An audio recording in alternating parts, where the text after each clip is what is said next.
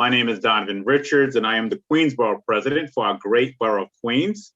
I'd like to thank all who have joined our virtual parent advisory board meetings this evening. Today, we will discuss the new changes to the Gifted and Talented program and the changes to admissions process for middle schools and high schools. We have a full program today, and I know at the end of the meeting, there will be many questions from parents. Just want to let parents know who are live in the chat room to please write in your question for the Q&A portion of the meeting. Please make sure the questions are clear and concise. Some quick announcements: the DOE will be having a CEC election information session on February 10th at 6 p.m. For those parents who would like to know more information on how to get on the CEC, my office is hosting this information session. I am also going to have the yearly Reso A grant workshop where principals can learn how to get funding for their school. And that's definitely a workshop you will not want to miss. And that will be on February 17th from 1 to 3 p.m. Now, I would like to introduce my staff that is on tonight. We have Monica, my Director of Education, Wave, who you just met. We have Deborah Dillingham, who is the Queens PEP representative. I want to thank her for being here. Ariella Davidov, I hope I got that right, Education Coordinator, and Carolina Gill and Tiffany Eason, who will be on monitoring Zoom, and of course, Chris Barker, my press representative, who will be monitoring our meeting on our home webpage, and Aldo Grillo, who is the tech director. Tonight, we have a very important meeting for many parents, including myself. You probably will hear my son in the background tonight. My son is 5 years old and in kindergarten. My wife, was in the Gifted and Talented program growing up. So like many of you, I know many of you have concerns. So without further ado, I would like to introduce our panel tonight and guest speakers we have. We have Deputy Chancellor Josh Wallach for Early Childhood and Enrollment at the DOE, and Deputy Chancellor Adrienne Austin for Community Empowerment, Partnerships and Communications at the DOE. They are both joined by Sarah Kleinhandler, Chief Enrollment Officer at the DOE. We have Nadia Chada, who is the Senior Director of Strategic Affairs in the Office of Student Enrollment, and Alan Barrett, who is the Queens Director of Intergovernmental Affairs. Thank you so much for being on the panel tonight. Now for our guest speakers, please welcome Deputy Chancellor Josh Wallach for Early Childhood and Enrollment at the DOE. Good evening, everyone. Thanks so much for taking the time to be here tonight. It's such a complex and busy and challenging moment for the city and for Queens and for all of us. It's really an honor for Deputy Chancellor Austin and the rest of the team to join you tonight to talk about these really important decisions and processes that affect families throughout the system. I do want to, I want to spend as much time as we possibly can this evening taking your questions and trying to respond to them. But I want to start just by laying out quickly how we got where we are and the decisions that we've made so far and what's to come.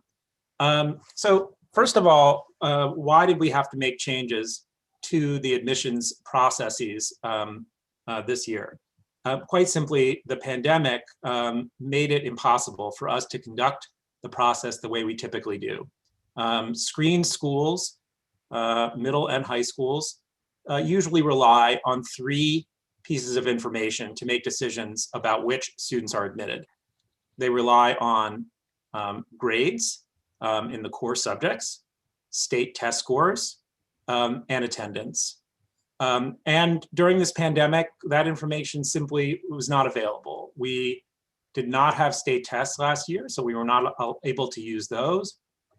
We did not we changed our grading policy in the name of equity and in trying to work with families that were facing challenges due to this pandemic. And so we did not have final grades for courses. And it did not make sense to use attendance last year, given the fact that the virus was circulating for months before we closed schools. And after that, families were adjusting to remote learning. getting the technology they needed, and were struggling with the effects of the pandemic in their lives and the lives of people that they loved and cared about. And so we did not have any of the three pieces of information that we typically would use. And so the mayor and chancellor asked us, Deputy Chancellor Austin and I, and the others that you see tonight, to consult with families throughout the 5 boroughs about how we should proceed, given the fact that that information did not exist. And we spent some weeks conducting meetings and meeting with families and groups throughout the city to get the best ideas about how to make a fair admissions system in this context. And what we arrived at, what the mayor and chancellor announced, were a few different things. First, for middle schools, the mayor and chancellor decided to pause all middle school screens this year. So basically, because we did not have the information, we decided that we would not be able to administer those screens fairly. And instead, middle school admissions would be conducted essentially by lottery. Students would continue to fill in an application with the top programs that they preferred. And then if there were more applicants than seats at a given program, that would be decided by lottery. And that's how we're proceeding. For high schools, we decided that we had a little bit more information to work with about the academic history of a student and their performance. And so we felt comfortable that we could continue with academic screens for high school admissions. In this case, we had to use older information. So we looked back at the previous year's grades, and in some cases, the grades from the first marking period of last year. We looked at the previous year's state test scores. And we worked with schools over the last couple of months to decide how they wanted to weigh those different criteria in the case of screened high schools. And so we're proceeding with those screens. At the same time, we realized as we were working through these issues that there were longstanding inequities in the high school process that we wanted to address. Specifically, we wanted to do away with geographic priority in high school, which has limited opportunities for students in a city that professes to have citywide choice in high school, has prevented some of our most talented students from attending the high school of their choice because these schools have been restricted to certain geographies. And so we decided to make this change over 2 years. This year, we've removed all district priorities for high school. So there are no more high schools where you have to live in the district in order to have the priority to go. And then next year, we will remove all remaining geographic priorities. So by the end, by the 2 cycles from now, we'll have true citywide choice for high school. And our students from across the city will be able to choose high schools from across the city that meet their talent, skills, and interests best. So that was the second set of changes we made. And then third, as the mayor and chancellor announced just a couple short weeks ago, we have decided to move away from what is widely regarded as an unfair way of deciding which students would attend gifted and talented programs. And that is the use of a single high stakes exam at age 4 to decide which students attend gifted and talented programs through elementary school. The mayor and chancellor said that it results in unfair outcomes, and it is an unfair process, and we can do better as a city. And we should take this coming year to come together as a city and talk together about what our vision for services for our most talented students who could thrive in an accelerated, enriched learning environment, what those environments should look like and what those services should look like. And Deputy Chancellor Austin and I are planning now that sort of set of conversations that will take place over the next few months. Our plan and intent was to move forward with the program as it's typically administered this year while we had that conversation. But as many of you know, the Panel for Educational Policy decided not to move forward with the contract for the tests that we would typically administer for gifted and talented. And so we are now working to find a process that will be fair and easy to administer that would allow us to place students into gifted and talented programs next year. We don't have details about exactly how that process will work for tonight, but we're working hard on it, and we'll have more details soon. I know that I've said a lot in a short amount of time, and I know that there are a lot of questions in the audience tonight. And so I'm going to stop talking and see if Deputy Chancellor Austin has anything to add before we get right to the questions, and we'll do our best to answer them. Thank you, Deputy Chancellor Wallach. Thank you, Borough President Richards, for having us this evening. I just want to plug a couple of really exciting parent initiatives before we delve in. One is what you referenced earlier, Borough President Richards, which is our citywide and community education council elections. We are very excited about this. Elections are open to all families across New York City for the first time ever, due in large part to the advocacy of our parents. And I want to encourage anyone who's interested in making a difference in education to apply.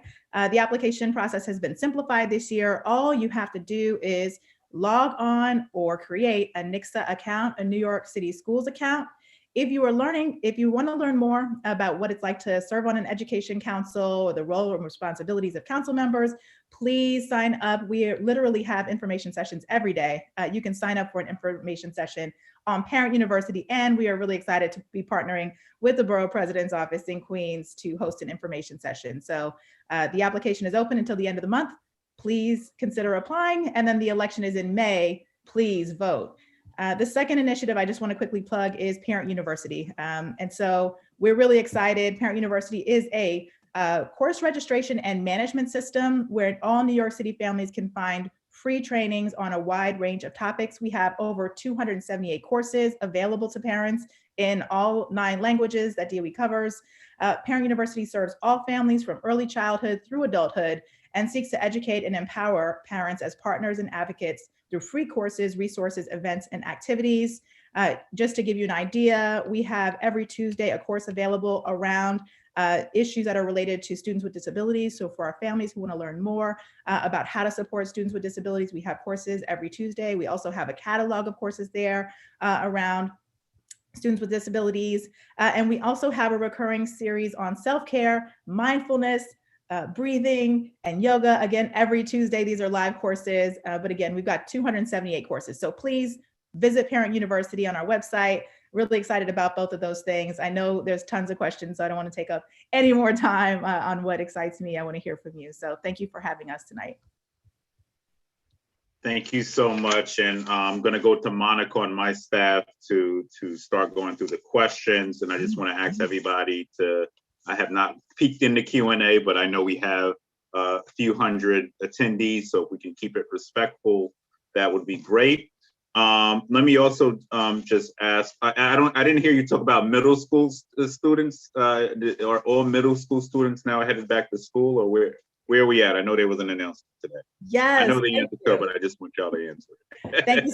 Thank you so much for mentioning that. I'm sorry. It's been so much of my news cycle for the day, but I should be plugging it. February 25th, all of the students who are signed up for blended learning will return to in-person learning. So we're very excited about that.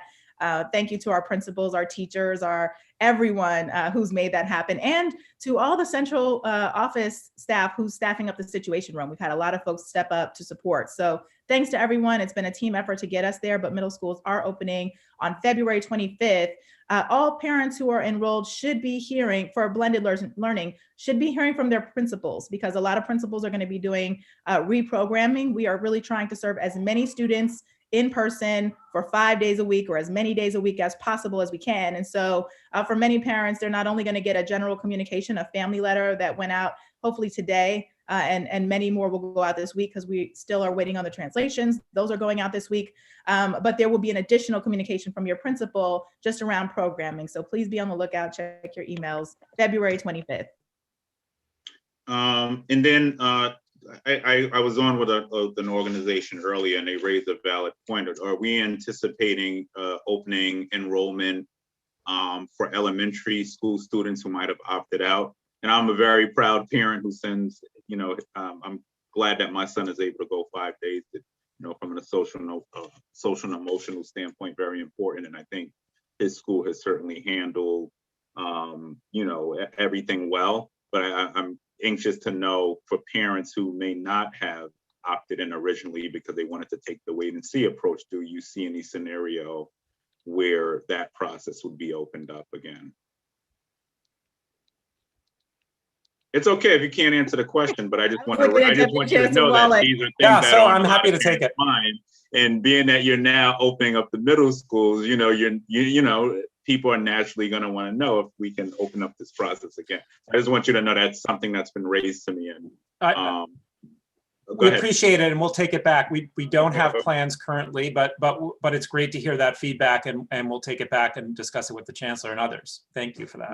And has there been any conversations on high schools or no reopening? I think today the mayor and chancellor discussed that they would very much like to reopen high schools and have begun sort of the thinking and planning about that.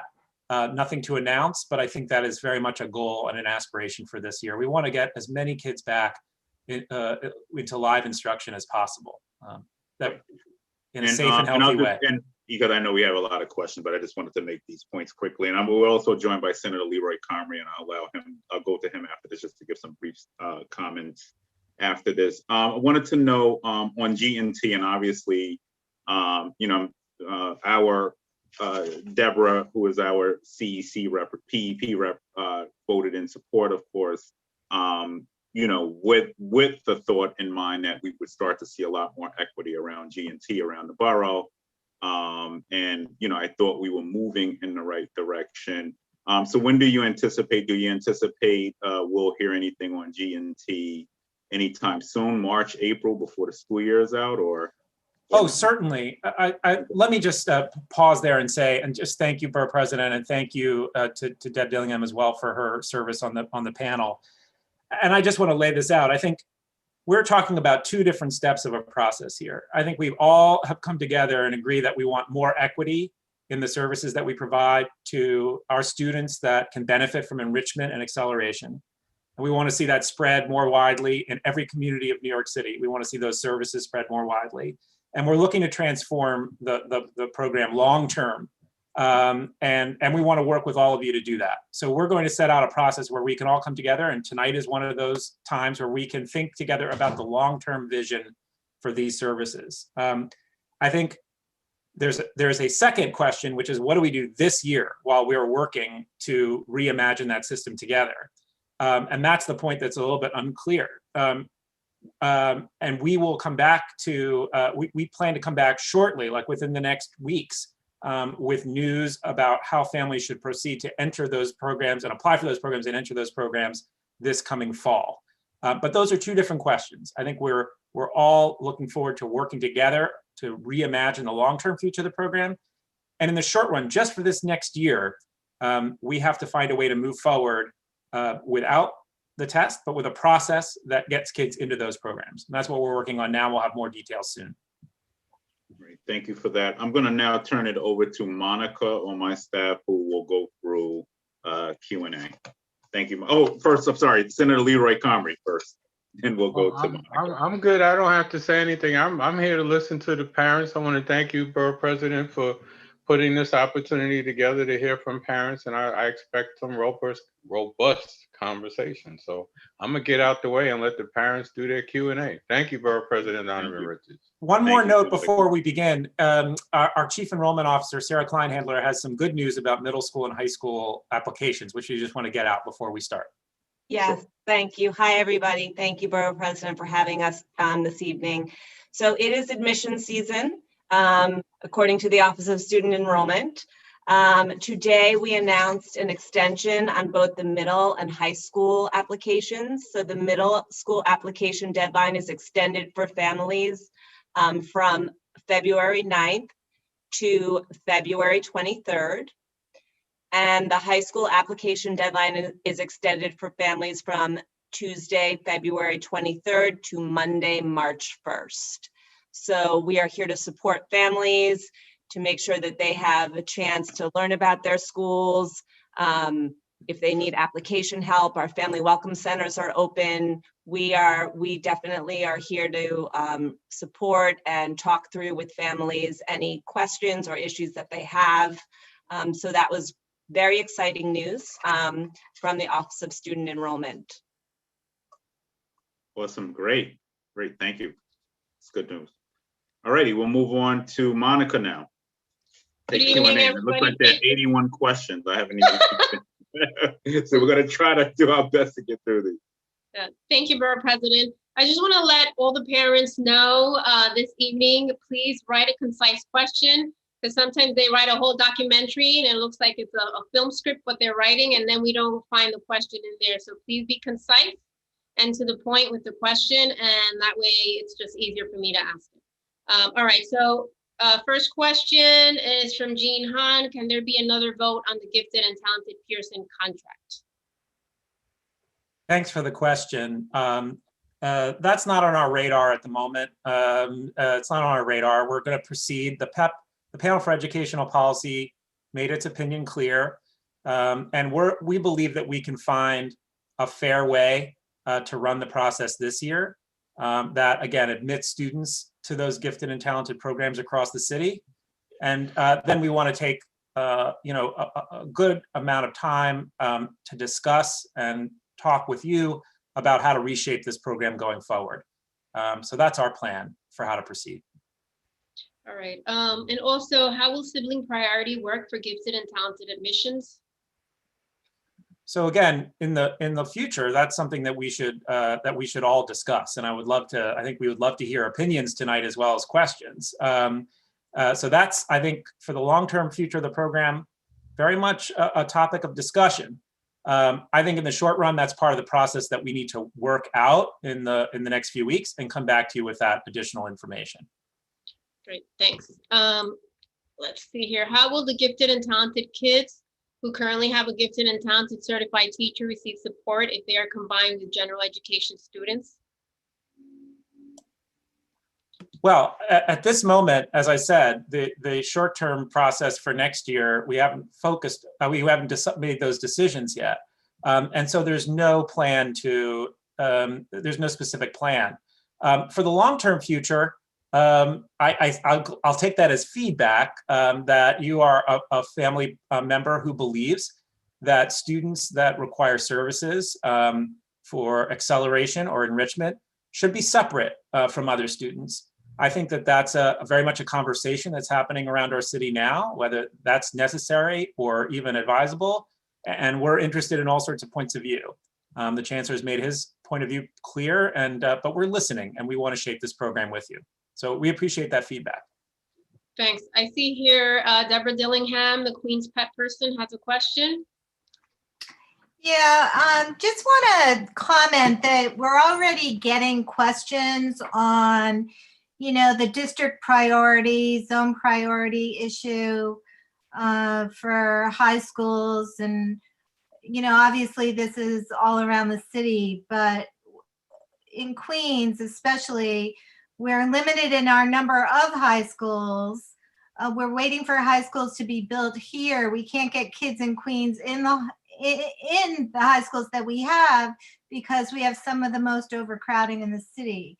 So how will that be addressed with this zone and geographic priority being lifted and ensuring that we can meet the needs of all of the borough here in Queens if the kids want to go to school here? Thanks for the question. I'll start and then others can jump in. I think that you've hit on a really important issue that I know has been present for some time, which is the question of capacity through the boroughs, school capacity. And I know that, under this administration, this mayor and our two chancellors, the city has invested, with your support, unprecedented amounts in increasing school capacity in Queens. And that said, I hear you loud and clear that it's still an issue. I think that that's one that we have to continue to focus on and sort of listen to the feedback and specific feedback about where it's needed and why, and looking at our own data and sort of making those judgments alongside you in the most transparent way we can. And I think there's an additional issue, which is, should we allow our students, our most talented students, to be limited in the high schools that they attend based on those geographic restrictions? And I think what the mayor and chancellor set forth was, we should not. We want as many opportunities for our kids as we can possibly muster. Now, so they decided to lift those priorities.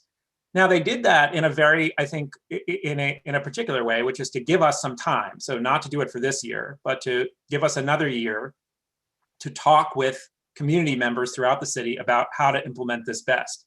And so this is exactly the kind of feedback that we need. Where do we think this will be an issue? Where will capacity present a constraint or a problem in implementing this, this policy, which is a pro-opportunity policy? Where do we need to focus? And that's, I think, the fine-grained information we want to gain through community meetings like this, so we can try to take the next year and address it. But I think the bottom line is we want our students to have citywide choice for high school. That's been the idea for many years, and we're going to make it a reality with your help. Yeah, and I just want to add to that. Look, we're trying to get to a point where we're removing barriers. And so, if you are in, let's say a district in Queens where you only had access to a handful of schools, the idea here is to really remove a barrier and allow you to consider, maybe there's a school in Brooklyn that, you're really interested for a young person. They're really interested in attending. The school specializes in an area where the child wants to learn and grow and sort of specialize. Now that barrier is removed. And so granting greater access to young people, to communities is where the direction that we're headed. I think many people around the city have asked us to do this and said, please, DOE, don't let a zip code or, an address be a barrier to my child being able to access a quality education. We're all one city. It's all one city, the city of New York. And so, if you're living in Jamaica and you see a school in the Bronx that you want to attend, you should be able to apply and attend. If you're, living in Long Island City and you see a school in Brooklyn, you want, for a young person that's in high school, if they want to attend, they should be able to attend. And we certainly have done that, and we've seen it work in the context of specialized schools. We want to make sure that it's extended to all students across our city. Okay, great. So I have a question. Historically, in the borough of Queens and throughout New York City, there have been thousands of kids who qualify for the GNT, but the seats are very limited. Is there a reason why the DOE hasn't created more seats through the years? Is there a reason why, even though I know a lot of parents have been advocating and elected officials for it for many years? I think this is exactly the conversation we want to engage in over the next few months, because I think we have heard over time that services for students that can benefit from enrichment acceleration have not been there for students in all parts of the city. And we know that this single test for four-year-olds has resulted in, really inequitable outcomes with particularly Black and Latinx children severely underrepresented in those programs across the city.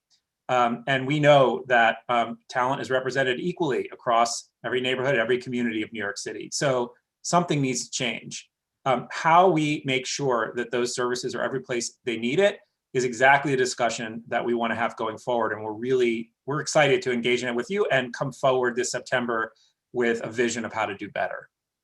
And let me just add on to that quickly, because I spoke up very early on. My wife in Far Rockaway had a GNT program which was discontinued. So, there are a lot of, kids who are talented all over Queens who shouldn't have to. I mean, I don't want to chastise anybody, but we shouldn't have to travel to Brooklyn. We should have programming right here in Queens. We should have CTE programming. We should have specialized programming in a lot of schools, and we shouldn't necessarily have to travel out of our borough to gain access to those things.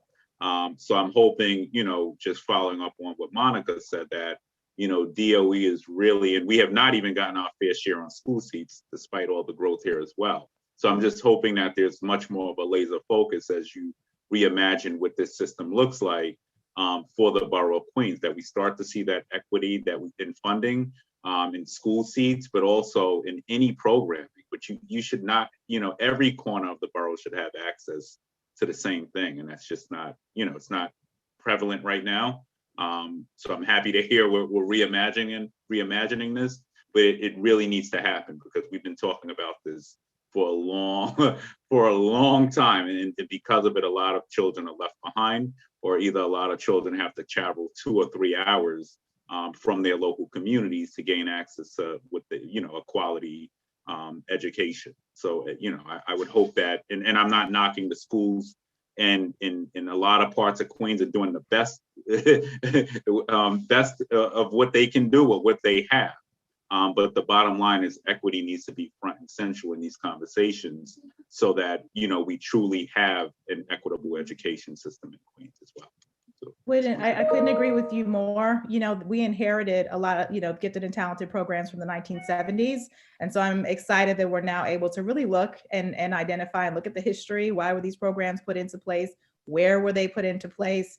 And then think through, like, what do we mean when we say gifted and talented? Because we have gifted and talented kids in, I would posit, in every single one of our schools that we're missing and that we're not allowing to access, you know, accelerated curriculum, accelerated learning if we're not thoughtful, if we're not reimagining the system and what's possible. So I'm excited to be engaging in that work with Deputy Chancellor Wallach, and I'm glad to hear you're a supporter of expanding opportunity and thinking about what does accelerated learning for all sort of look like, expanding across our schools and doing something that's much more equitable. I just want to add, I know the borough president spoke about equity, and I just want to add, in reimagining the whole gifted and talented or accelerated program, right, for children, what efforts are being made to look at the marketing portion of it? Because I find that there's an inequality in the marketing portion of these programs, be it gifted and talented, be it specialized high schools, where it's not really being marketed in all of the areas and neighborhoods. Like, for example, in the borough of Queens, we have, you know, school districts that only have one G&T, like School District 27 and 29, as opposed to others that have, you know, 4 and 5. So, you know, parents, they talk, you know, they communicate, and word gets around, you know, if by with the parents. But when you have school districts, you know, that have only one, or let's say like the Bronx, they only have 6 in the entire borough. So I think it's the Bronx, right? Bronx has like 6. So, you know, word doesn't really go around that much. So, you know, is the DOE really making a campaign effort to really get the word out on these programs? Because, you know, I can tell you, being Latino, Hispanic, my parents didn't know about the gifted and talented. You know, they were immigrants from Colombia. I was born here, and my parents didn't find out about it until my little brothers were born, and I was already, in junior high school and high school, you know? And so, you know, I really feel that, you know, marketing is extremely important, you know, to perhaps, you know, partner with, you know, organizations from the community, faith-based organizations, and really get the word out into communities of color. Because I was on that PEP meeting till 1:38 in the morning. And I heard there was a lot of parents who called in, a lot from Brooklyn and from Bronx, just a few from Queens. But, you know, I gathered from the whole thing that really there is a major inequity in the marketing aspect in communities of color. And, you know, that's one thing that I believe should really be looked at and made a priority. One of the things that I'm really focused on now is building out, like, what's the public awareness campaign that goes along with this reimagining and the public engagement? So, you know, we heard a lot of comments and concerns from parents in Brooklyn who said, look, if you're in District 23, you've got 0 gifted and talented district-based programs. If you're in Bed-Stuy, Brooklyn, you got 0 programs. If you're, you know, in Harlem in District 5, you've got 0 district programs. And that resonated with me as a Black woman who lived in Bed-Stuy, lived in Harlem, like have lived in multiple places in the city. And I certainly am happy that for that reason and many more, that we're able to reimagine the system that will give opportunities to all of our children in all of our districts. And part of that is making folks aware of the system, aware of the history, aware of some of the equity challenges and the opportunities. But one of the issues, and you're just hitting on it, is like, we can go to District 23 to talk about gifted and talented, but if we're going in and we're saying, yes, and also there's no programs in your district, it becomes challenging to those, you know, to us as DOE to look at, well, why is that? Let's interrogate that. Let's remove that barrier, because there are certainly gifted and talented children in those districts. So that's the work that we're doing. Yes. Can I just add to that, we're also talking about, you know, when Donovan's saying, you know, we're supporting expansion in the borough, that's a great thing, but we have to give them the programs to do that. And access doesn't mean, as I'm listening, access doesn't mean sending all of our kids into Manhattan, because they have all the programs. So the reimagining has to consider how we actually move those programs to the other boroughs, to a District 27, to a District 29, to parts of Southeast Queens that have no programs. So another element is obviously transportation and time that we have to consider as we reevaluate those programs. So I know you have your checklist, but especially in Queens, where it's a large geographic area, how do we create the access, to Monica's point, then how do we market that so that kids are actually attending these programs that they should be in? I want to jump in with one more point to this, and I appreciate everything everyone said, and we've worked very hard to improve on marketing. I think we have a long way to go, Monica, but for example, for G&T, we had the experience of working with all of our partners in pre-K to let folks know about Gifted and Talented. And we worked on that for a couple of years. But I think what we arrived at, and I think this is just an important point that the mayor and chancellor made, is that even though we were able to reach kids from all over New York City with information for the test, the method we're using to admit students is flawed, because it's not just that fewer Black and Latinx kids get in, it's a lower percentage. And that can't be true that there are just a lower percentage of those kids are qualified for accelerated instruction. There's something wrong with the system. And I think, as Chancellor Carranza has pointed out, there's no instructional, no pedagogical basis for a high stakes test at age 4 for determining the academic trajectory of a child in elementary school. So I think you're right that we need to do a better job of marketing. But I think if we don't change fundamentally the way we're making these decisions and admit students in a different way, and I think we're very open to what shape that could take, we won't see different results. And I think that furthermore, just to add very quickly, the other thing we learned is that Gifted and Talented takes different forms across the city. We have an opportunity, I think, and I think some of it successful and some of it less so. We have an opportunity as a city not just to reshape how our kids access those services, but what they look like, and to make them much higher quality than they are now. And that I think we're equally excited about. And I think when that happens, they'll be all over the city, because we'll have kids that can enter all over the city, and the marketing will take off from there. Yeah, Deputy Chancellor, I know you said that that they have to look at the test because less Black and Latino students get into the program. But again, when less Black and Latino students know about the G&T program, you're going to have less that apply for it. So definitely marketing goes hand in hand. And what proof that you have Black and Hispanic kids who, there's more who pass the test and qualify for a G&T test seat than there are seats.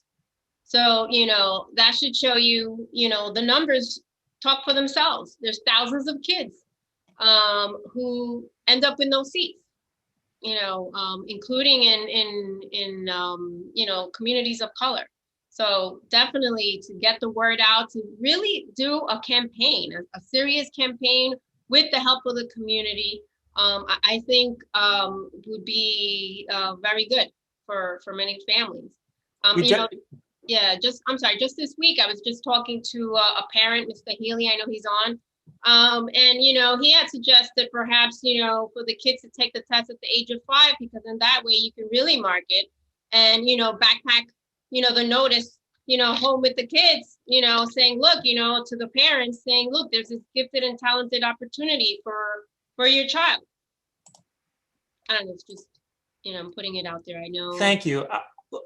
Again, I agree. I think we all agree we will be able to do a better job of getting the word out to families.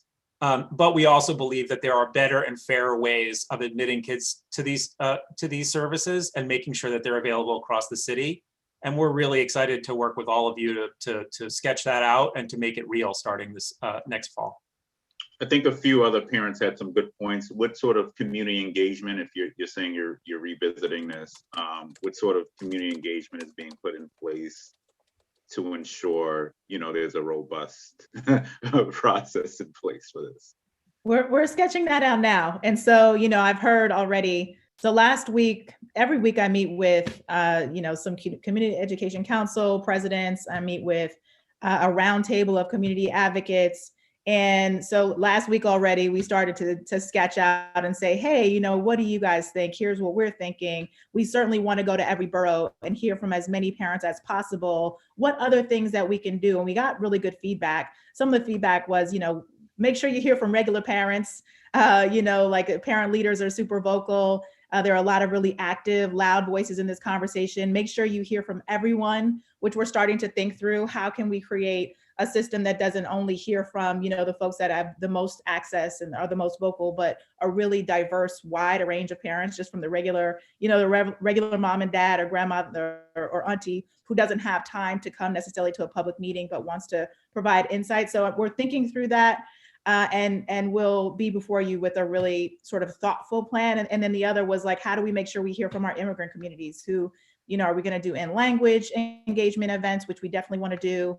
And so we're thinking through that. And then we've also heard from our folks who said, what about the folks that don't typically come out, your families who are parents of students in transitional temporary housing? What about those parents? How are you going to reach those parents?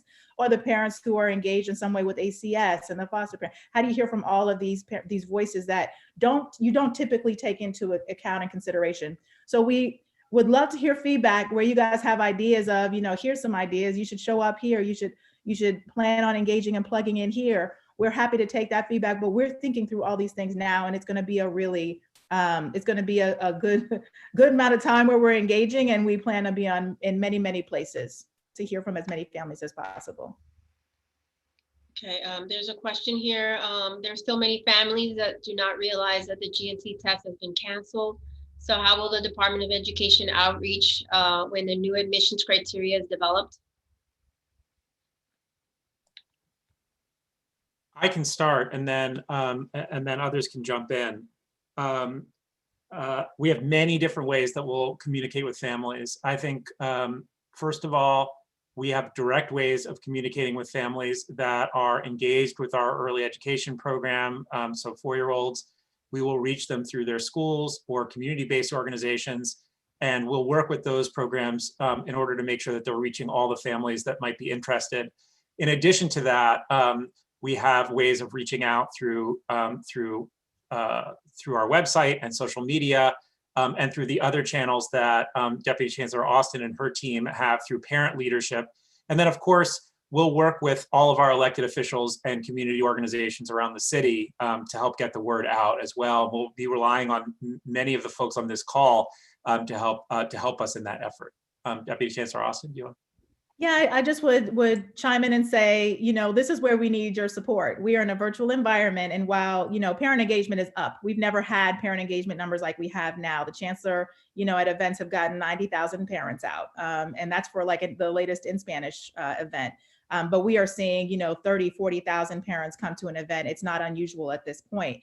Where I would like to go is to say, Borough President Richards, like once we have a policy, will you invite us out to speak about it, to reach as many parents as we can? And I saw Senator Comrie, but like Senator Comrie, will you have us on so we can talk to as many parents as we can? And I think if we, in addition to DOE using our traditional channels and reaching parents the way we normally do, if we can actually go into communities, like I'm happy I'll be there. I know Deputy Chancellor Wallach will be there. He has a team of people who can be there, but the goal will be to quickly reach as many people as we can so that no one's left out of the process, especially because it's going to be fast moving.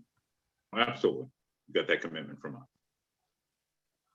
All right, so we have another question. Out of the 43,000 students that have left. Got that commitment from me also. I'm sorry. Sorry, Monica. Sorry. No, it's okay, Senator. All right, so out of the 43,000 students that have left public schools this year, approximately 38% are from Queens. Is the Department of Education examining why these families have left?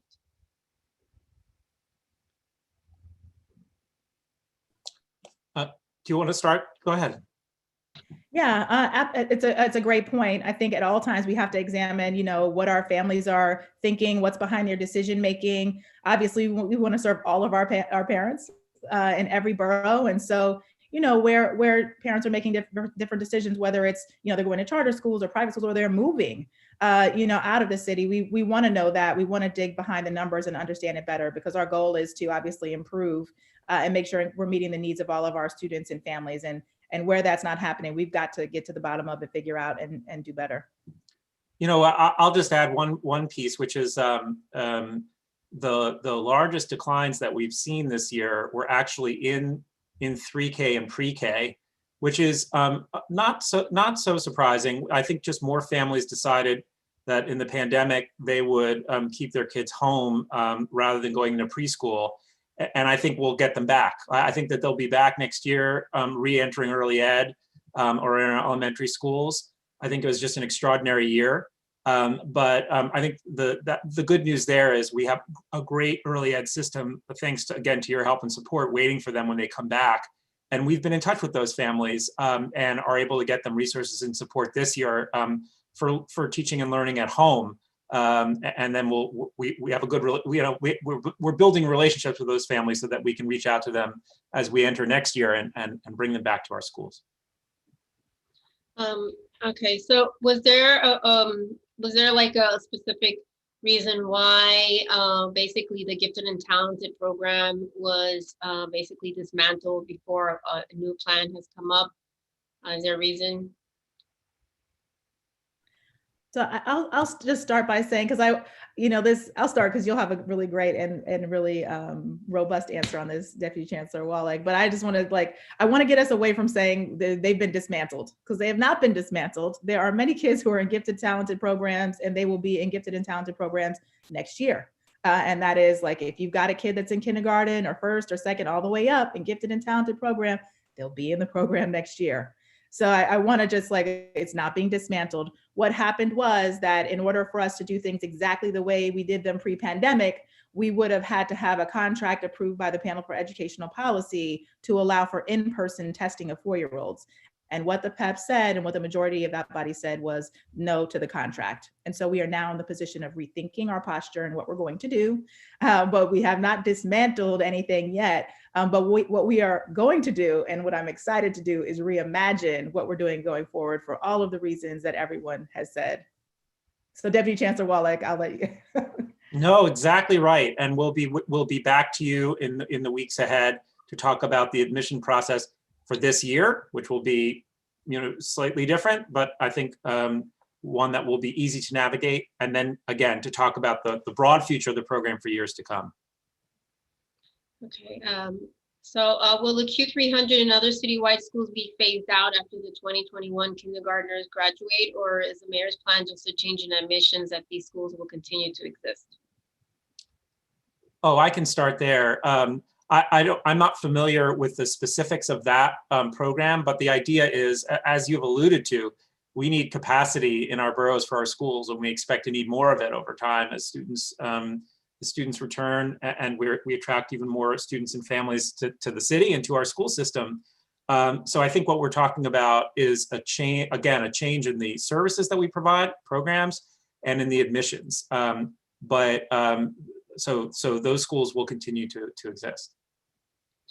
Okay, I have a different question about the high school admissions. When are the kids going to be notified as to what high school they got into? Maybe I'll pass that one to Sarah Kleinhandler, who runs that process with her team. Yeah, thanks for the question. We are anticipating that sometime in early June, the high school offers will be released. Okay, great, thank you. This is from Michael Nardiello. Are there any plans to force students in 100% remote learning back to school anytime soon? So I think this question is about whether, let me see if I understand it properly. So again, today, maybe this was a question from before, the mayor and chancellor announced a return for middle school students to live instruction, and announced that they have the intent and goal of doing the same for high school students. If you're talking about another opt-in period for students who selected remote learning, that would be interesting feedback if that's something that people are interested in. At the moment, we're very focused on successfully reopening middle school for those that opted into live instruction and planning for high school. Okay. All right. Let's see. This is from a parent, Jennifer Tuttle. If my child is in district elementary gifted and talented this year, and we were interested in the possibility of applying for citywide gifted and talented for next year, how would we do so?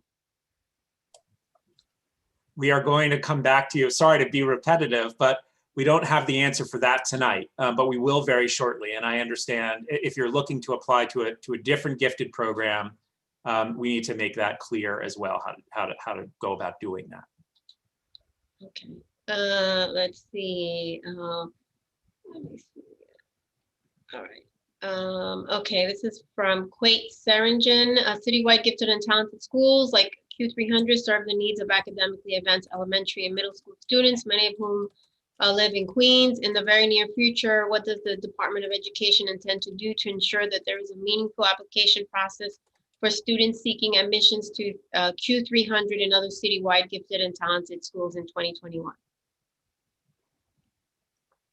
Yeah, again, I think in the wake of the decision by the panel, we're going to try to step back and create very quickly a fair and transparent and easy to navigate process for that. But we still have a little bit of work to do, so we need a little more time to come back to you.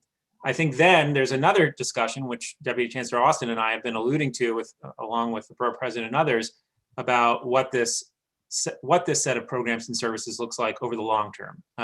Those are two different questions. One, we have homework for you. We need to get back to you very quickly, and we will. And the other is we're very open to your ideas and feedback and want to set up time to engage with you directly on that. Over here, let's see. Finally, many parents are upset with how the panel for education policy made a decision opposite of what the mayor promised. Many families waiting to take the test. What does the DOE plan to do to ensure more stability in making these decisions so families don't get so much whiplash? I guess I answer that one. Oh, you sure? Don't all answer at once. Just because I sit on the PEP, and yes, I did vote for the contract. But I have to say, listening to the other panel members that evening, most of them were not voting on whether G&T should exist or not.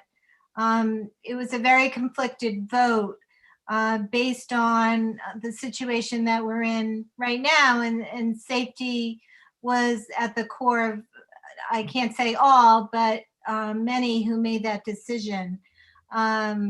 So yes, the DOE is now put in a position of challenge, but I'm sure they will rise to it soon enough.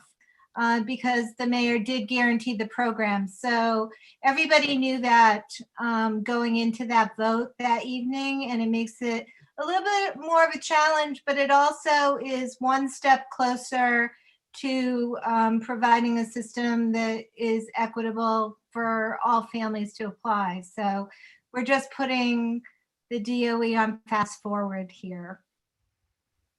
Hope that helps.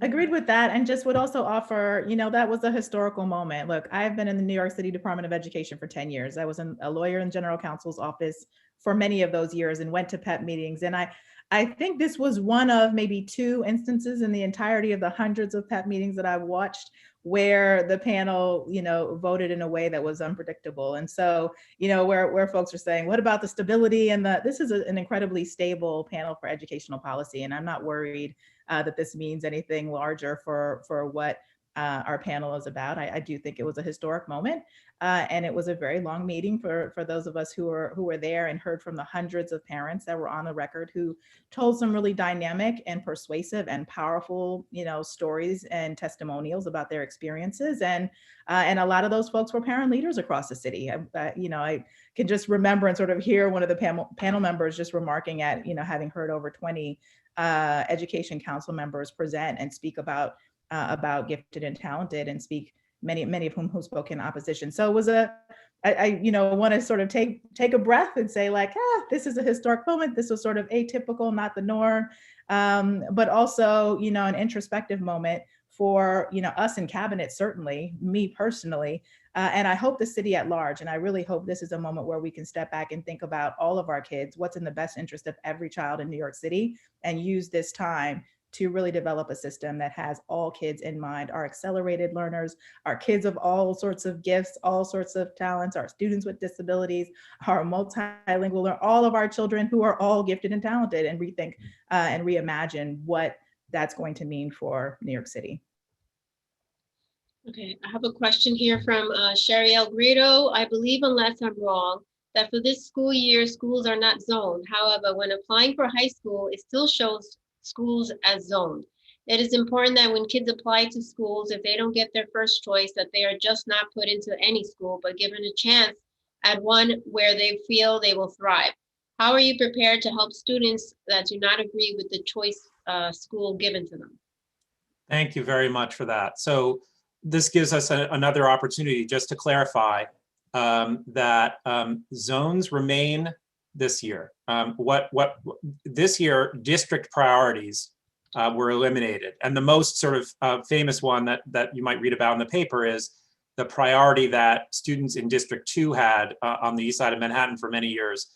They got the first pick, essentially, of in high schools on the east side of Manhattan. And now all students across the city have equal access to District 2 high schools. So that's just an example of a change that happened this year. The change to zones will not happen for this cycle, but for the next one, which is why you're seeing zones still show up in the system, because they are still active. So it's not a mistake. They're still in place. I think to your other point, though, how do we work with families that are not happy with the outcome? I think we work very hard. We want to help each and every family find the school that's the best fit for their child. And we know that although it's a big system, each family has its own story, and each child has her own story. And so we try to work with families one at a time, and our family welcome centers are open and available to work with families, as are our guidance counselors, to help them make the best decisions. Students can rank up to 12 choices on their application. The majority of students last year got one of their top 3 choices, and that continues to be true year after year. So we believe that if we work with you and your family and you put together a list of high schools that'll be a good fit, you'll match with one that is. And if not, we'll work with you and try to find a better fit. Okay, what specific measures will be taken to ensure that there is a continued rigorous acceptance criteria for the incoming kindergarten through 3rd grade students in citywide schools and district programs? Thanks. And I think, again, this is a question about the process that will be in place this year to admit students to gifted and talented programs. We do not have those details tonight, but we will get back to you very shortly with them. Okay. Is there no middle school screens for this year? Why don't we just cancel G&T screens for elementary school for this year too? From Ari Philpin. Thank you. So that's correct. There are no middle school screens for this year. The way the mayor and chancellor thought about it was that we wanted to make a big change to the way we provide these services of enrichment and acceleration, and to give us a sort of a time and space to have that set of discussions over these next few months, that we would try to keep the system stable for this year while we were having that discussion. That was their intent. That was their design. So we would have the current programs in place for one more year as we had that discussion. And now, again, in the wake of the panel vote, we'll have a slightly different admissions process, but the programs will remain the same while we have this discussion together. And then we'll make an announcement next fall about what the new system will look like. Okay. Some screen schools are using the diversity and admissions consideration with lottery of 50% of seats to economically disadvantaged first. Who will audit for accuracy the free and reduced lunch forms that are the basis of this determination? Since this lunch form data is self-reported, what prevents parents from gaming the system with deceptive information? If there is a state data available for economic disadvantage, why not use that instead? We believe that that free and reduced lunch forms are an accurate way to determine this. And we, we've been running these programs for a couple of years now, and they have been successful in creating more integrated schools and classrooms across the city.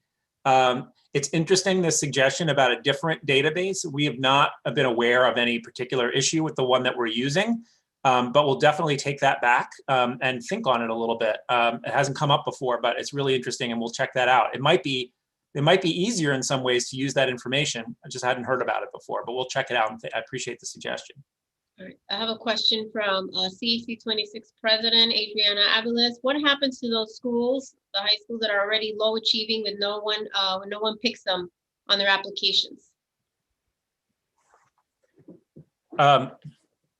So I guess what I would say is, we believe, as Deputy Chancellor Austin said, in every school I visited, there's amazing stuff happening, and there are incredibly talented students that are doing astonishing work, and teachers and leaders as well.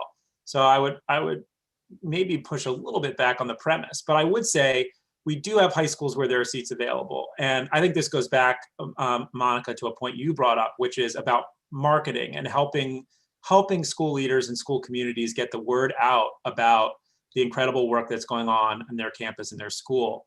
And that's something that we've been working very closely with Deputy Chancellor Austin and our press office to sort of build better systems to let families know about the range of options that's available to them, because we want to get the word out about those great schools and programs.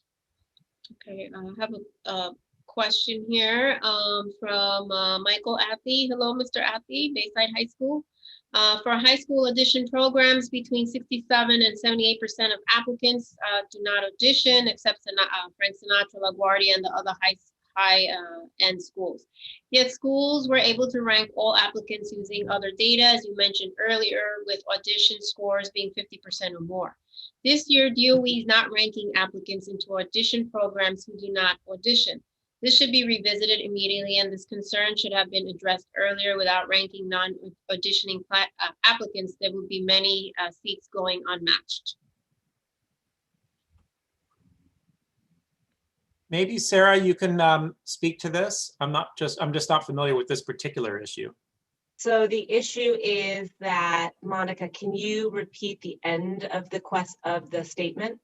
Sure. So this year, the DOE is not ranking applicants into audition programs who do not audition. So this should be revisited immediately, and this concern should have been addressed earlier. Without ranking non-auditioning applicants, there'll be many seats going unmatched.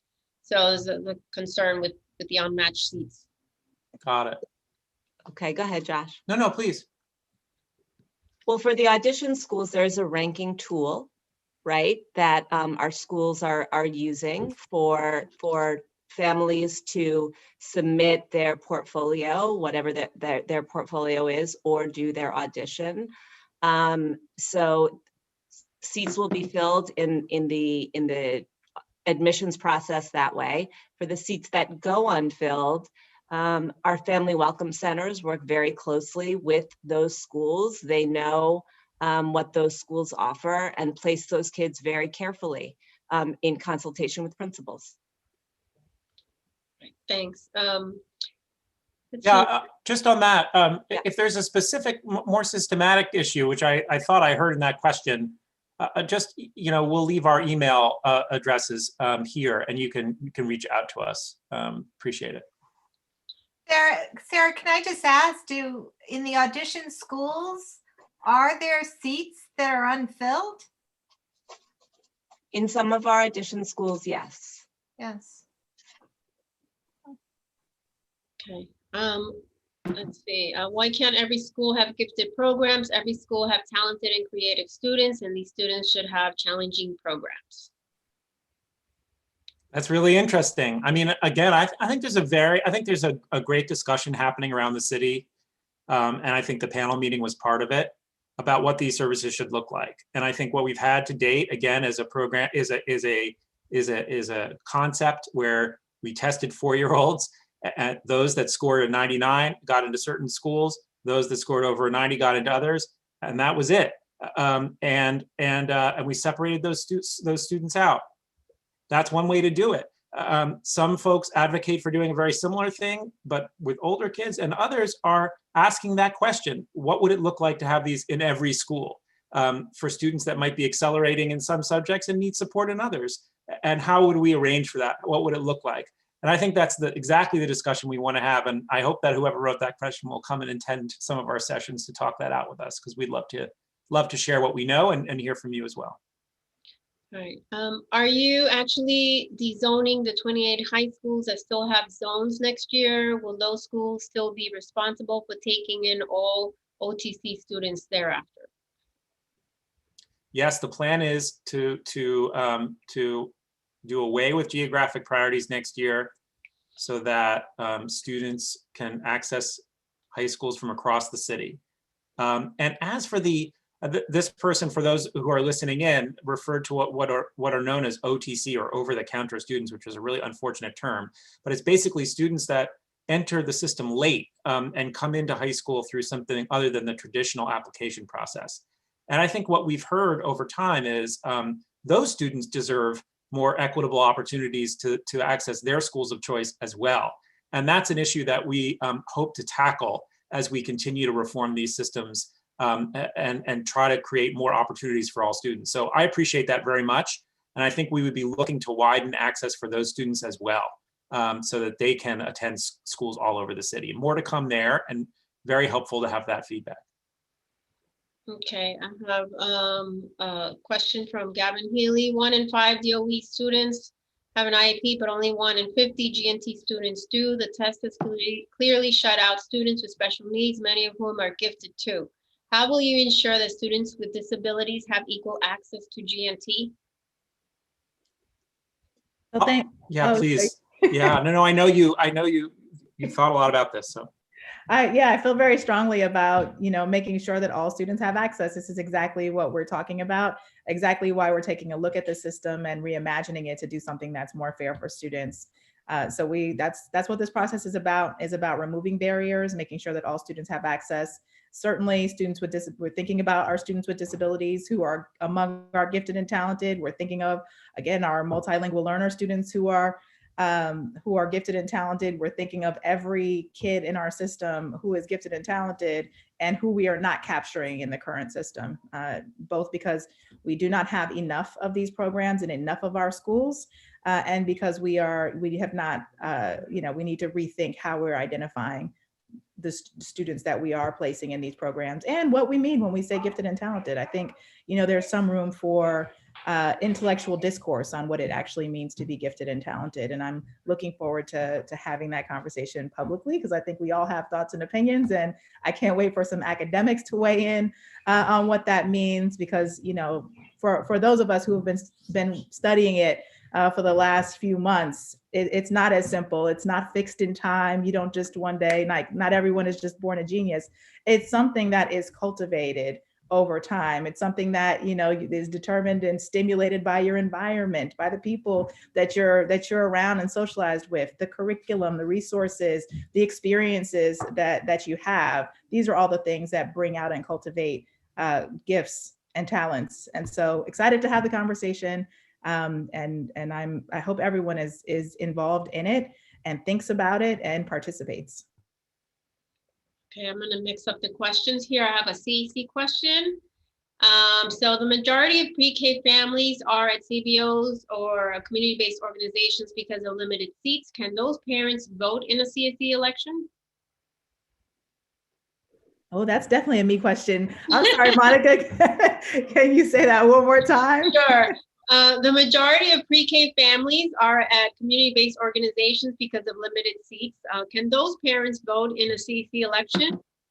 Great question. So any parent who is a parent, or according to our legal definition of a child who is in a pre-K program in a school with a DBN can participate.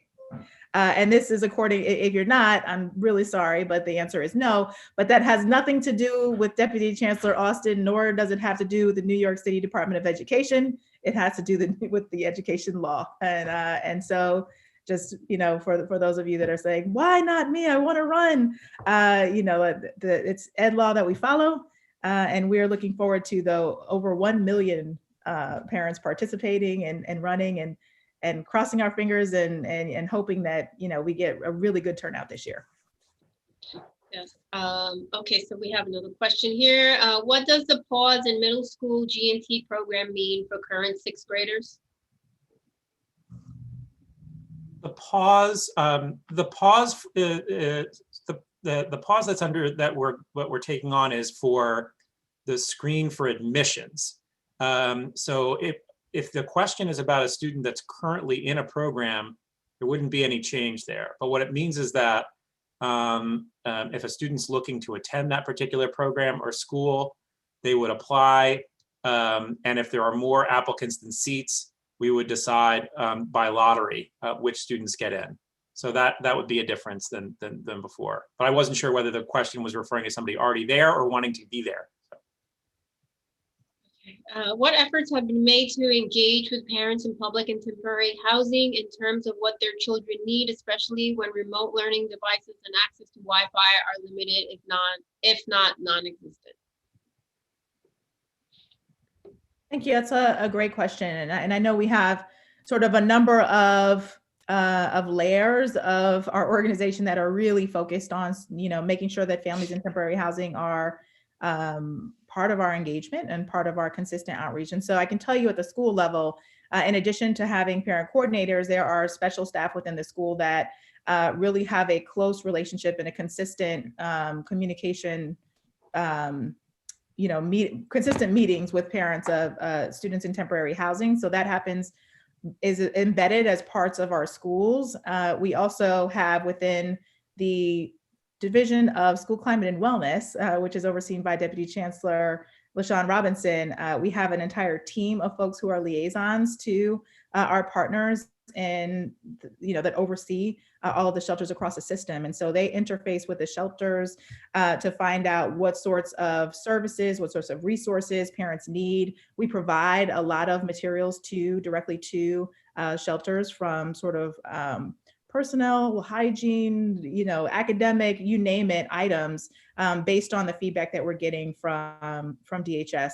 And so that's part of sort of how we directly try to support parents who are in temporary housing, in addition to between the Office of Family and Community Engagement and the Office of Community Affairs.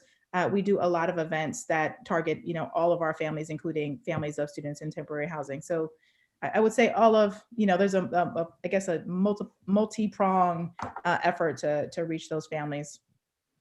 Can you stay on this for 1 second? Because, I also just want to, and we didn't talk a lot about this, social and emotional support for students. I know middle school students are coming back, and I'm really concerned about all of our students who've had to sit in front of a computer for just about the entire year. And, I was a big proponent in the council as the former public safety chairman, and working with Mark Trigger at the time, who chaired the education committee. We pushed for more guidance counselors and social workers in our school system. I think we got about 200 in the budget that year. Have all of those spots been filled yet? And are we looking at ramping up more social and emotional supports for students? Because I have a feeling with so much that's going on with this virus, unemployment, the impacts on our children are, they've increased. I mean, there's always been a need for more, but we know that it's been exacerbated due to this crisis. So I just want y'all to touch a little bit on that. You want to start, Adrian, or do you want me to? Because I know there's been a lot of new commitments just recently on this. Yeah, I'll let you start and then I'll fill in. Yeah, sure. I think the Chancellor and Mayor, agree 1,000% and have been thinking hard about how to ramp up social emotional support for students during this time. We're still sort of working through the details. But I know that the intent, and this is really under the leadership of Deputy Chancellor LaShawn Robinson and her team, the intent is to make sure that we have good tools in place that will help our school leaders and our teachers and social workers assess what support students need as they return to school and as we progress through this pandemic, make sure that we understand the issues they're facing, get them the supports they need, ramp up the efforts in our community schools, which have access to and include a lot of medical and social services that could be helpful to families at this time, and to try to expand those, particularly in the neighborhoods that have been hardest hit by the pandemic. And then to continue to increase the presence of guidance counselors and social workers, again, especially in those neighborhoods, to make sure that students and families have a person to connect to that can connect them to those resources. I think that's just the beginning. I know that this is a huge focus for the mayor and chancellor, as important as the academics in their minds, and to the First Lady as well. And I think we'll be hearing more about that in the weeks and months to come, and would love your input and feedback about what shape that should take and how we should implement it. Okay, I see the application deadline has been extended. Is it accurate that wait lists for schools will be active through September? If so, will this not adversely affect schools' abilities to properly program? So waitlists will be in play this year again for elementary, middle, and high school. We do not have a date yet on when waitlists will close. Last year, we worked with groups of principals to talk through and figure out a date. We will do the same this year. We've learned, last year was our first year for middle and high school waitlists, so we learned a lot.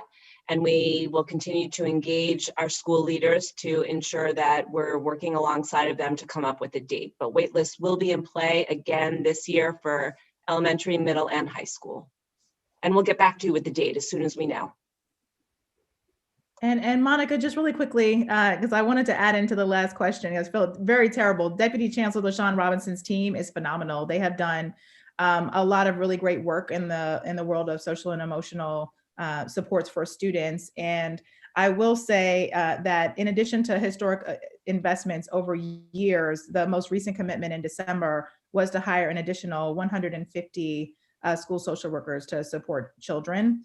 And so that's another just recognition that, we know that this is a time where we're hearing from families, and we're also, seeing from some of the data that we need to really double down our support for students.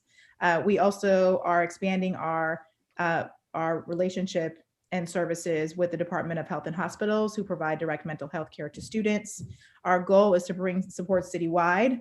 And so, in addition to all of the work that has already has committed funding, which is, again, an additional 150 school social workers, we are looking to have support to advocate for federal dollars. Okay. Regarding the NYCSA account, who can I get in touch with to get a registration code to sign up for my account? My son's school does not have this information.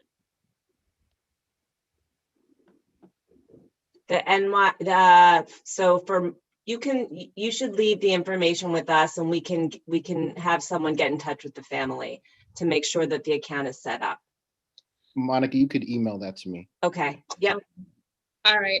The parent, whoever you are, because it says anonymous, if you can email me, all right, at education@queensbp.org, education@queensbp.org. I'll put it up on the chat. Thanks. Okay. I'm going to sneak in a question on high schools while Monica's looking. For the 6 to 12 schools, so when the kids apply to high school, will they maintain priority for the school? Okay. Yes, they will maintain priority. Okay, great. Okay, I have a question here from Vanessa Sparks. With the new administration coming in next year, can all of these changes be reversed? Here's what I would say about that. I think, the middle school, screen is a 1-year pause. The high school change, again, we're making the best of the information we have. The lifting of geographic priorities is something, again, as we alluded to, that we've heard from all over the city, from families that wanted access to schools and were limited because of these geographic priorities. So I think that those changes are are going to stick because, again, they're opening up opportunities for students. The Gifted and Talented program is that is an opportunity for us. And our belief is that we can come together as a city and fashion a program that will really serve all our kids in every neighborhood. And I think we can do that now. We don't have to wait for a new administration. We should take this opportunity and do it ourselves and have it ready for very next school year. Okay, let's see. Are there any ways that the DOE can support safe student transportation for students traveling into boroughs? From Trevor Harris. For students traveling, say that again. I just missed the end. Yeah, so are there any ways that the DOE can support safe student transportation for students traveling interborough? So, yeah, that I'm not sure I understand the context for. Sorry about that. To support transportation for more students. Sorry, go ahead, Adrienne. I was gonna try to answer that question just by saying, like, we guarantee the safety and we are responsible for the safety of every student within our school system, whether they are on a school bus, which means they are within our responsibility. They're within the care of the Department of Education, to the school building. There's really no distinction in terms of where our responsibility for children's safety begins and ends. And so I guess my question, I guess, to the parent, because I'm going to assume that there's something beneath that, that the parent is having some sort of concern that they want to escalate that may be too personal for this kind of a forum. If there is something that's happening with a child that a parent doesn't believe is right, wants to make a complaint about, if there's verbal abuse, corporal punishment, we've got very clear regulations around, around conduct that's expected of certainly staff, but also of students and what students are entitled to experience in their educational environments. Please report it. You can certainly call 311. You can look at our Office of Special Investigations. You can talk to the principal. You can talk to the teacher. But if you have any complaints or your student is experiencing something that's giving you as a parent pause, making you concerned, something you think is inappropriate, please tell the teacher, the principal. And if you don't want to talk to the school about it, you can call 311. You can go to our website. We have online complaint forms, but I encourage any parent, and that's whether it's a school bus or it's a school building or it's online, anywhere, to please have an open line of communications. Okay, we have time for 2 or 3 more questions. I see here, this is from Shamika Simmons. If you're not promoting academically, what if a scholar is excelling and does not get picked for their school of choice via lottery? Yeah, I think, I guess what I would say is, and since you're referring to a lottery, I guess I assume you're talking about middle school. And again, if I'm wrong, you can email us after and ask the question. I think, again, the frame that we have for this is we're convinced, we know that there are many middle schools across the city that have really rich learning environments that students who need acceleration and enrichment can benefit from. And so I think that we want to move beyond this idea that there's just one school that would be right, but there are a few that would be good fits for that student. And we can work hand in hand with that family to find that right fit. And that's what we're here for. Okay, there's a question, there's a CEC applications question here. I just want to let parents know that we're going to have, the DOE is having an info session Wednesday. Look out for an email Wednesday at 6 o'clock. And so where can parents find CEC application info session dates and times from Lucia Carter?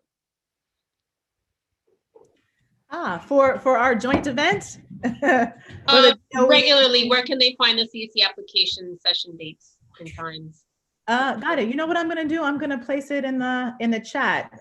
There's Parent University is where you can sign up to attend an information session, and then you can go to our website, and there's a link from our website where you can actually open and begin the candidate application or go through NYCSA. So, I will put a few links in the chat if that's helpful to just orient folks of orient everyone of where to go. Okay, great. The citywide schools are in high demand. If a family wants to attend, presumably it's because they believe their child will benefit.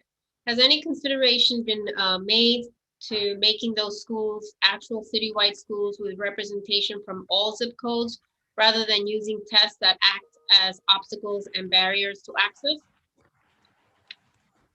Yes, I think that's exactly the premise for this this reform that we're undertaking.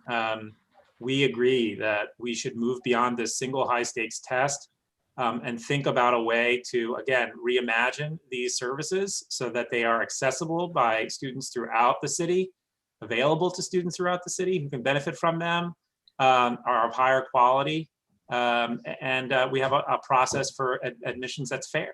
That's what we're after, and we agree with you that the system we have right now is flawed and is restricting access to those schools for a lot of kids that could benefit from them. So we're right with you there. Okay, this question is from Kayla. When will we know about how we will be able to have graduations? Is it up to a specific person or the schools? Inside, outside, parade, outside band shell? This I just don't happen to know, I'm afraid. So I don't know if Deputy Chancellor Austin, you know, or we might have to get back with more information as we learn it. I think we may have to come back to that answer, but thank you. It's an excellent question. Okay, We'll come back. All right, great. Are elementary schools prepared to absorb accelerated learners if the G&T program ends this coming fall, and how? Yeah, again, we will have a program this coming fall. The mayor made that clear. And going forward, we're going to have a new and better system. So I think that the future of that is very much in your hands along with ours. Yes, and also just to build on that, we have accelerated learners, we have gifted, we have talented children in all of our schools. We have roughly 3,000 seats. We have 50,000 incoming kindergartners. And so I just wanted to encourage people to think more broadly. I heard a lot of parents who I heard genuinely sort of express anxiety and concern to say, like, this is my child's only chance.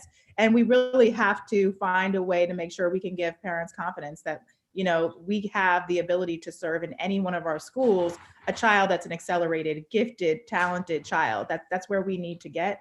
And I'm very excited to have the conversation. Okay, what is being planned to raise the educational standing of low performing high schools, which many potential high school students don't apply to? I think we heard a version of this question earlier. I think there are two parts to it. I think, again, we know that there's great work happening in all our schools. We also work hard to improve our schools always. And the equity and excellence initiatives that this mayor and chancellor have rolled out across the system, particularly in high school, I would point to our AP for All initiative, which has created access to advanced placement courses for kids across the city, and created these new advanced learning opportunities in every neighborhood of New York City is just one example.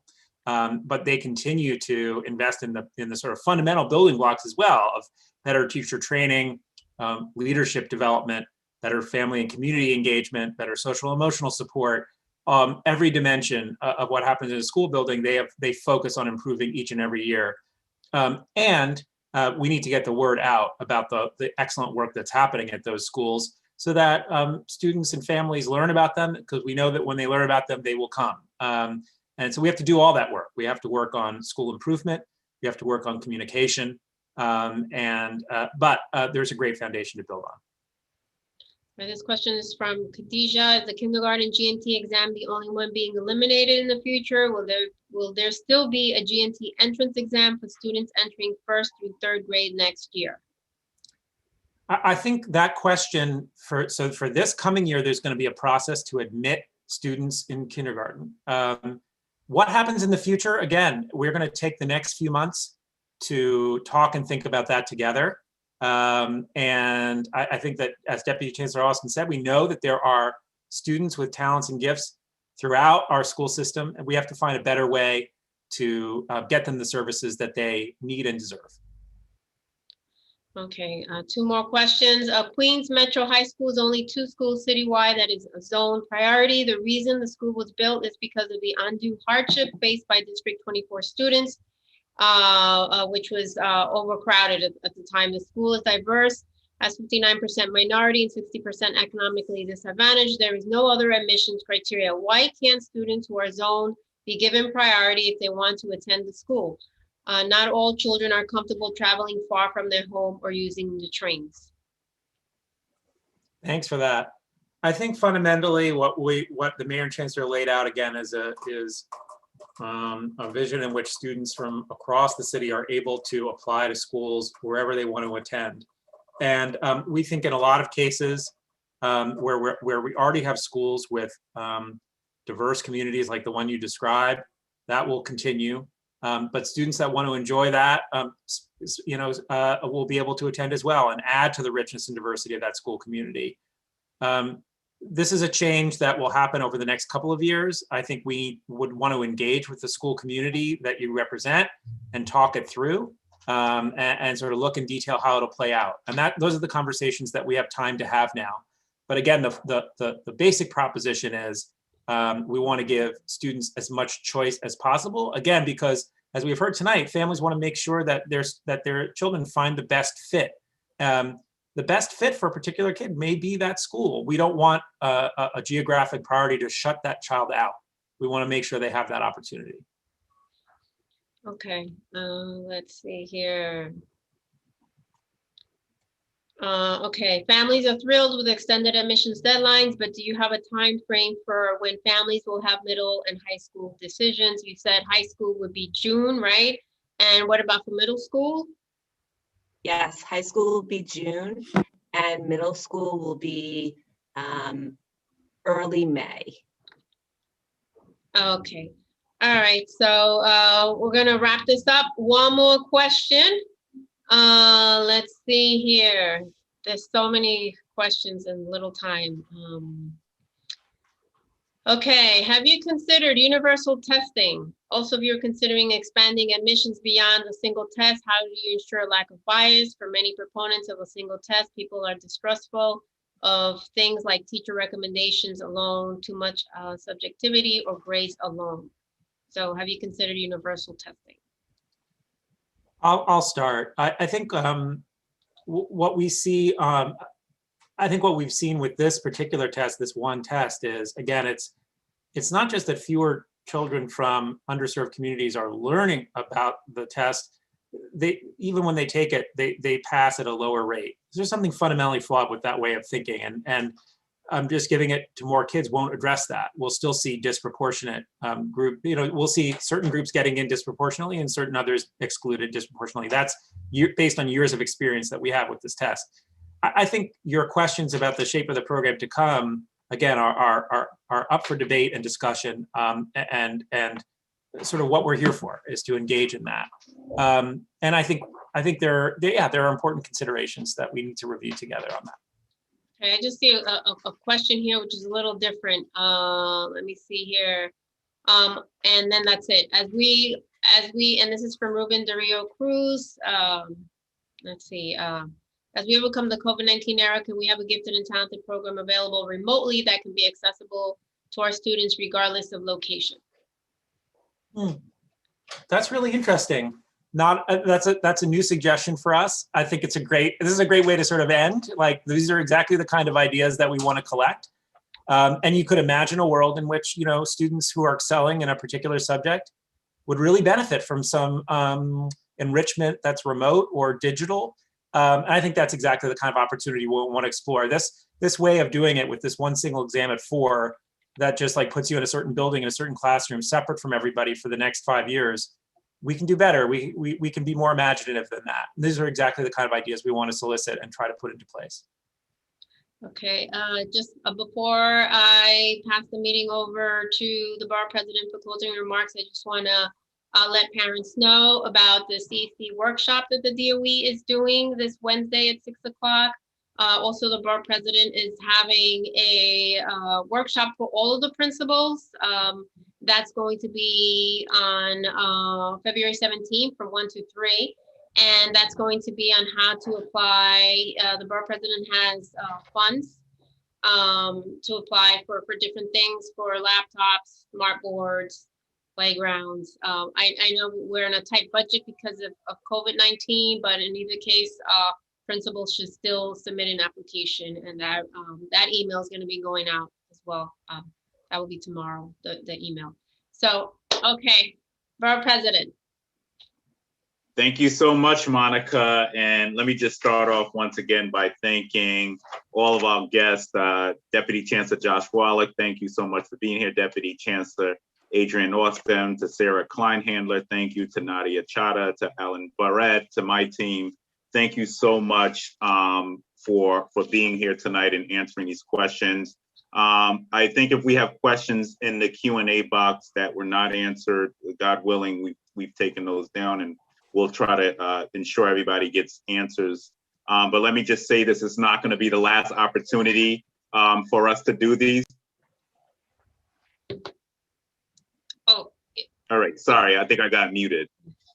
So this won't be the last opportunity for parents to certainly chime in on these issues. You know, we're doing these meetings regularly, and we're going to do them on a bevy of different subjects that are happening across the borough. Let me just also say this, that, you know, in terms of education, we all are trying to row in the same direction. There may be differences of opinion, but I think, you know, my key goal as borough president is to make sure that every child in this borough gets a quality education, that every school is equipped with technology. You know, on my council days, I spent close to $40 or $50 million in capital in my schools. Many of the schools who historically were disinvested in were able to get capital funding. So we want to make sure that we're keeping equity front and central as we move forward as well. And I want to say, you know, one of the #1 ways to be impactful is to be engaged. And I want to thank each and every one of you who's shown up tonight. I mean, because you could be home watching TV or doing something else, but you're here engaged for the betterment of your children and your community. So with that being said, I'm hoping on February 10th that many of you really do attend the CEC workshop. That's going to be very important. I know on the 17th, as Monica alluded to, we'll have plenty of principals on, I'm sure, lobbying for capital funding, especially as the school buildings begin to open up again. And we also know through this pandemic, you know, there were a lot of schools that were not equipped with enough technology. Some I've spoken to already, and we want to make sure we're helping DOE to fill those gaps, although I should be the icing, not the cake. So I'm hoping DOE is finding those gaps, and then I could come in and be the icing on the cake. But nonetheless, I still don't mind. You know, one of my favorite things is building out science lab and STEM lab and all of those different things. So that will certainly be a priority for us. I'll end by saying that, you know, I appreciate DOE being here. We look forward to continuing to work with you. You know, we're going to continue to push you on transparency, true engagement, communication, and accountability. And that means me too. I mean, I'm not shy about being held accountable. And when we're in these positions, we all have to be held accountable. So I'm hoping that, you know, we'll be able to continue to work together in a real way that puts Queens where it needs to be, especially in light of us being the epicenter of this pandemic in the city. We should not be shortchanged at all. So as we reimagine, those resources are going to be critical for our borough as well, in ensuring that we're looking at everything from an equity lens as well. So I want to thank you all for coming out tonight. Once again, want to thank my staff and thank my education director, Monica, who's continued to do a phenomenal job in leading the office in many initiatives. Please get in touch with her. If you don't know her, you better get to know her because this is what she's doing all day, every day. So thank you all so much. Thanks. Take care, everybody. Thank you. Good night. Thank you. Good night.